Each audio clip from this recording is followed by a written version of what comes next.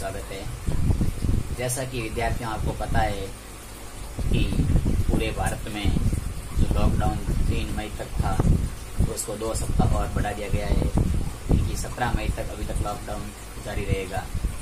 तो वैसे भी देखा जाए तो इस कोरोना महामारी के चलते ये कहना अभी असंभव है कि हमारा विद्यालय कब शुरू होगा, हमारी विद्यालय की कक्षाएं कब शुरू होगी, इनका भी कोई कुछ नहीं कह सकता है।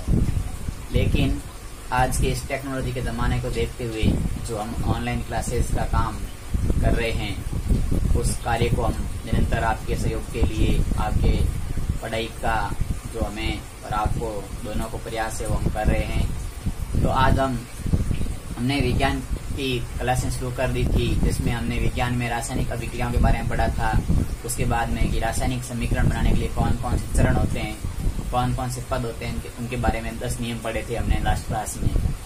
आज हम पढ़ने जा रहे हैं वो है कि इन रासायनिक अभिक्रिया या इस रासायनिक समीकरण की विशेषताएं क्या होती है, इनकी इसकी प्रमुख विशेषताएं क्या क्या, प्रश्न आ सकता है तो इनकी प्रमुख विशेषताओं के बारे में पढ़ते हैं। तो हम आज हमारा जो टॉपिक होगा वो होगा रासायनिक समीकरण की विशेषताएं।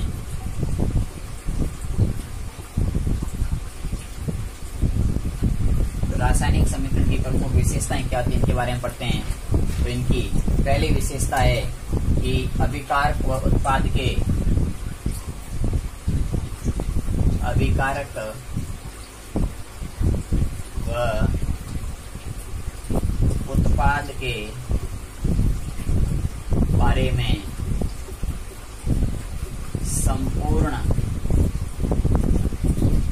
जानकारी प्राप्त होती है।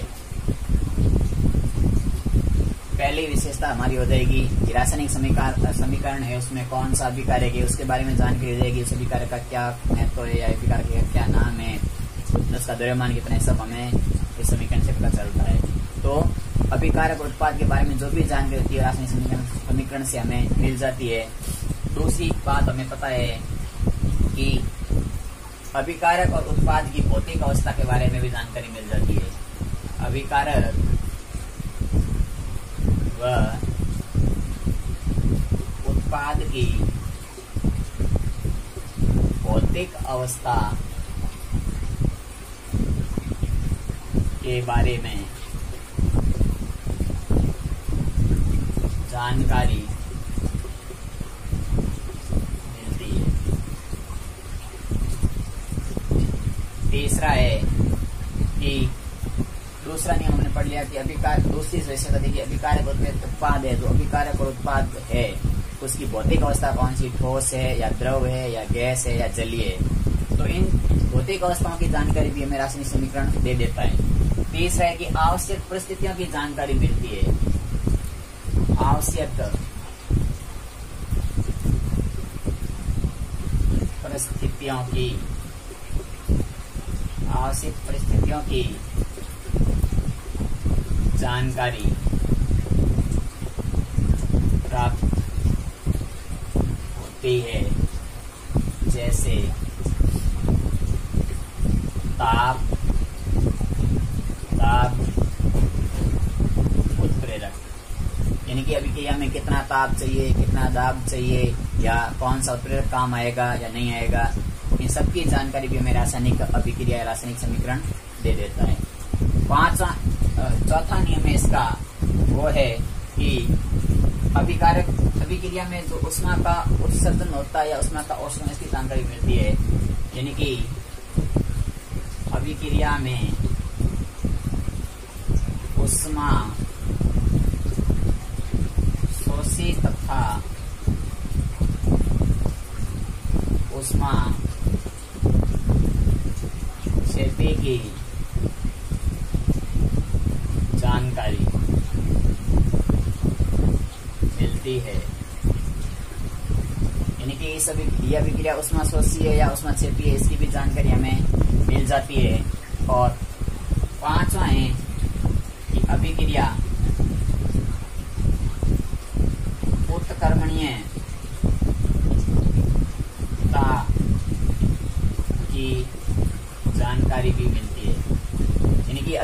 एक ही दिशा में पूरी होती है या दोनों दिशा में संपन्न होती है। मैंने उत्क्रमी का अर्थ बताया था। उत्क्रमी का मतलब होता है कि जो अभिक्रिया दोनों दिशा में संभव हो, जैसे पानी और बर्फ का उदाहरण लिया था।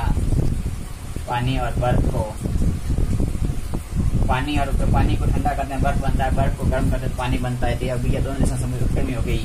और दूसरा होता है अनुत्क्रमी, जो एक दिशा में संभव वापस उत्पाद का अभिकारक नहीं बनता है। तो अभिक्रिया की प्रमुख 5 विशेषताएं ये थी। पहली विशेषता थी कि उसके उत्पाद और क्रियाकारक कौन कौन, इसके बारे में जानकारी मिल जाती है। दूसरी विशेषता थी कि उसकी भौतिक अवस्थाओं की जानकारी मिल जाती है। तीसरी विशेषता है कि आवश्यक परिस्थितियों की जानकारी मिलती है।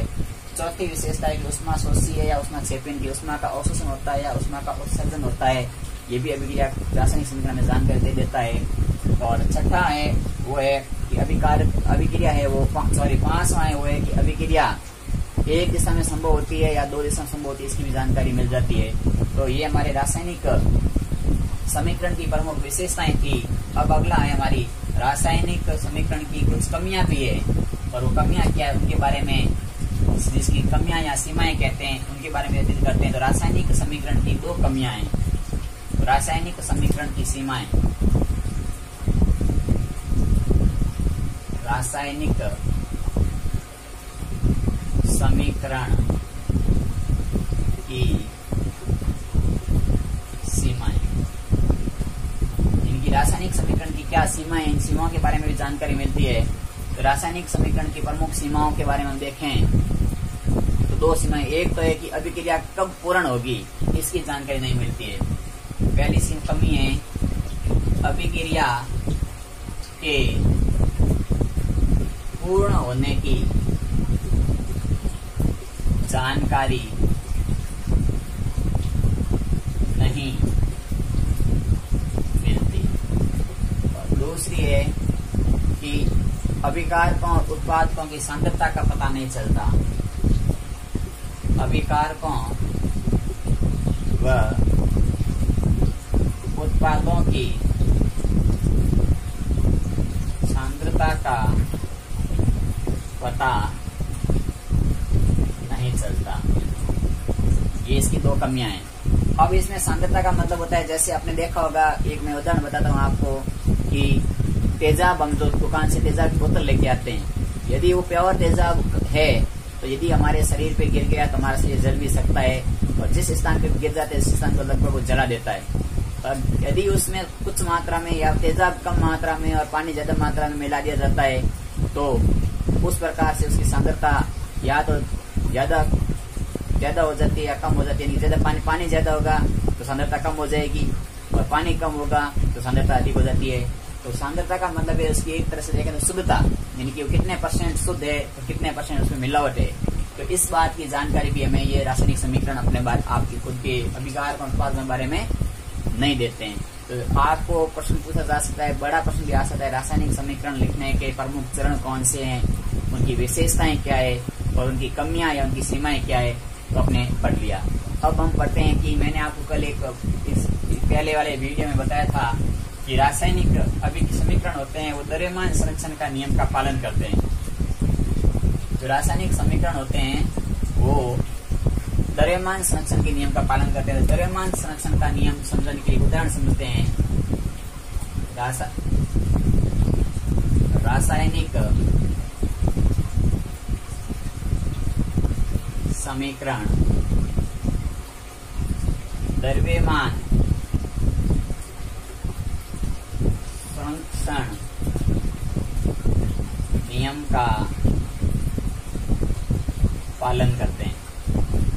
क्योंकि ये मैंने समझाया था उस दिन थोड़ा सा, लेकिन एक विद्यार्थी ने कमेंट किया कि सर जी द्रव्यमान नियम संरक्षण क्या होता है, इसका पालन कैसे होता है, हमें पूरा एक उदाहरण देकर समझाई। तो मैं आपको समझ देता हूँ कि रासायनिक समीकरण में जो द्रव्यमान संरक्षण का नियम होता है कैसे होता है। जैसे मैंने आपको एक उदाहरण लेता हूँ कि जब हम कार्बन को या कोयले को ऑक्सीजन की उपस्थिति में जलाते हैं तो हमारे पास में CO2 गैस बनती है।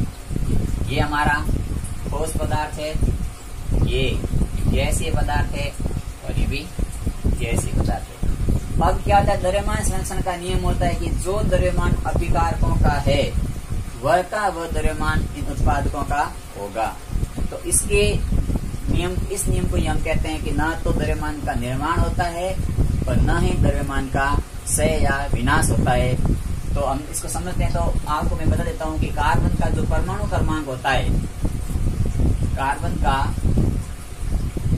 परमाणु क्रमांक होता है वो होता है 6, और कार्बन का जो परमाणु भार होता है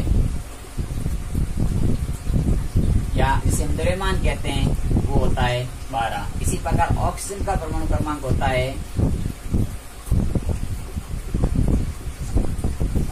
8 और परमाणु भार होता है वो होता है 16। और यहाँ ऑक्सीजन के 2 परमाणु हैं, तो 2 × 16 बराबर 32। अब अपने को देखा जाए तो 12 ग्राम कार्बन है और 32 ग्राम ऑक्सीजन है। जब इसकी अभिक्रिया कराएंगे तो हमारे पास में 12 और 32 लगभग कितना 44 ग्राम उत्पाद बनना चाहिए। क्या हमारे कार्बन डाइऑक्साइड का भार 44 ग्राम है या नहीं? तो यहाँ से देखते हैं तो कार्बन का कितना है 12 प्लस ऑक्सीजन का कितना है 16 × 2, यानी कि ये 2 गुणे में तो है 2, तो ये हो जाएंगे आपके 12 प्लस 32 बराबर 44 ग्राम। इस प्रकार से आपको समझ में आ गया कि कार्बन संरक्षण का नियम होता है कि जितना द्रव्यमान अभिकारकों का था दोनों का योग उतना ही द्रव्यमान CO2 का बन गया, अर्थात 12 ग्राम कार्बन 32 ग्राम ऑक्सीजन से क्रिया करके 44 ग्राम कार्बन डाइऑक्साइड गैस बनाती है। अब हम अपने इस अभिक्रियाओं के बारे में पढ़ते हैं कि ये अभिक्रियाएं कितने प्रकार की होती है, उनका क्या आधार है, तो उनके बारे में पढ़ लेते हैं। तो आपको पता है कि कोई भी चीज जब अभिक्रिया करती, कोई भी अभिक्रिया हो, जब कोई भी अभिक्रिया होती है तो उसमें या तो किसी प्रकार के बंध टूटता है आपस में, या कोई नया बंध बनता है, या किसी अन्य परमाणु से संयोग करती है, या उसकी कोई अन्य प्रकृति होती है आधार पर। तो ये आपको अपने को पढ़ते हैं कि रासायनिक अभिक्रियाएं बंध के आधार पर, प्रकृति के आधार पर, संयोग के आधार पर, ताप दाब आदि के आधार पर कुछ अन्य प्रकार है इनके, उनके बारे में अध्ययन करते हैं। तो रासायनिक अभिक्रियाओं के प्रकार आप हेडिंग लगा दोगे, रासायनिक अभिक्रियाओं, रासायनिक अभिक्रियाओं के प्रकार। कि रासायनिक अभिक्रियाएं कितने प्रकार की होती है इसके बारे में पढ़ते हैं। तो रासायनिक अभिक्रियाएं कई प्रकार की होती है। पहली अभिक्रिया आती है वो आती है संयोजन अभिक्रिया, संयोजन अभिक्रिया। दूसरी आती है विस्थापन अभिक्रिया, विस्थापन अभिक्रिया। तीसरी है अपघटनीय अभिक्रिया, अपघटनीय अभिक्रिया। चौथी है मंद या तीव्र अभिक्रिया। पांचवी है ऑक्सीकरण या अपचयन अभिक्रिया। छठी है उदासीनीकरण अभिक्रिया।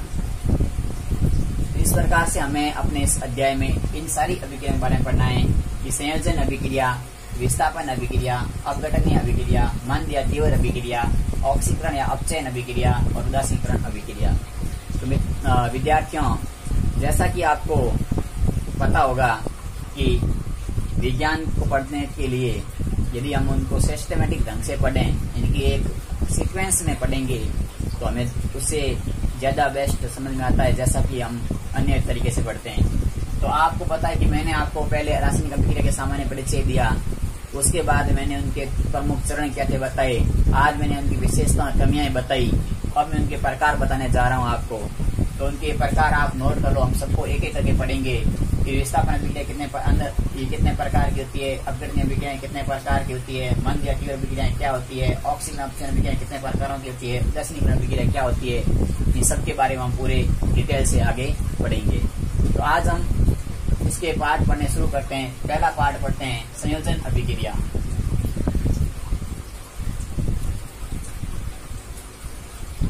जैसा कि नाम से आपको पता है कि संयोजन अभिक्रिया का मतलब क्या हो सकता है। संयोजन अभिक्रिया का मतलब है इसमें दो या दो से अधिक अभिकारक आपस में जुड़ करके एक नया पदार्थ या नया उत्पाद बनाते हैं, उसे हम संयोजन अभिक्रिया कहते हैं। तो जैसे देख देता हूं मैं इसकी परिभाषा, दो या दो से अधिक अभिकारक संयोग करके एक नया पदार्थ का निर्माण करते हैं, संयोजन अभिक्रिया कहलाती है। जैसे कोई पदार्थ A है, कोई अन्य पदार्थ B है, इन दोनों की आपस में अभिक्रिया कराई तो एक पदार्थ AB बन गया। तो इस प्रकार की अभिक्रिया को हम संयोजन अभिक्रिया कहते हैं।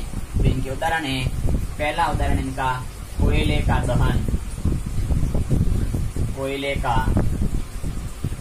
दहन यानी कि हम कोयले का दहन करते हैं, अभिक्रिया किस प्रकार की अभिक्रिया होगी, संयोजन अभिक्रिया होगी। और कोयले के दहन का मतलब है कोयले को ऑक्सीजन की उपस्थिति में गर्म करते हैं, CO2 गैस बनती है। यही हमारे कोयले का दहन का उदाहरण हो गया।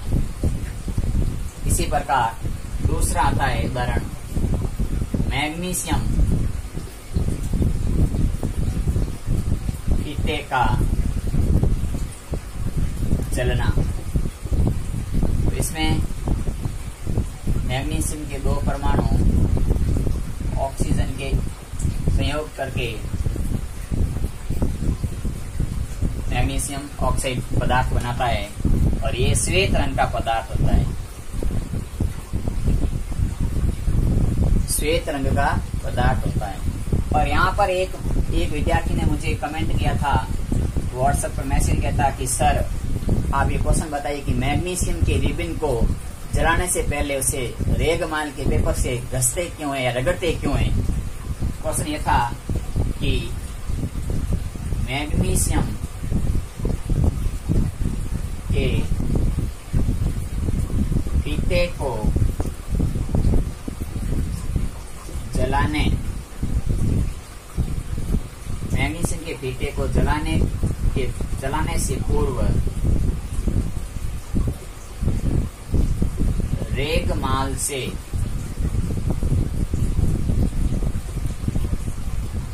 रगड़ते क्यों है।